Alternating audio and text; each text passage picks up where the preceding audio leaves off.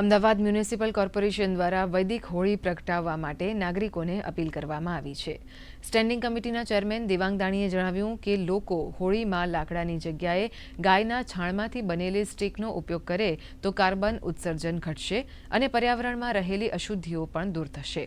આ વર્ષે કોર્પોરેશન દ્વારા 7 ઝોનમાં એક રહેણાંક સંસ્થાન તથા ધાર્મિક સંસ્થાન એમ ઝોન દીઠ 2 સ્થળોએ વૈદિક હોળી ઉજવવા માટે CNCD વિભાગ દ્વારા ગાયના છાણમાંથી બનેલ 251 નંગ છાણા અને 251 નંગ સ્ટીક આપવાનું આયોજન કર્યું। ભૂપેન્દ્રભાઈ પટેલ સાહેબ થલતેજ ખાતે વૈદિક હોળીમાં સાંજે 7 વાગે ઉપસ્થિત રહેવાના છે।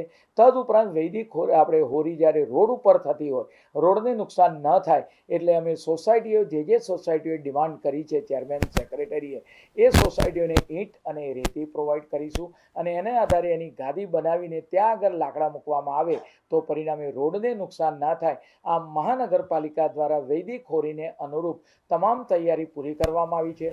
હોલિકા દહન પછી રાત્રે 12 વાગ્યા પછી વહેલી સવારથી એનો જે કચરો હોય એ પણ અમે ઉપાડવાનું સૂચના આપી દેવામાં આવી છે।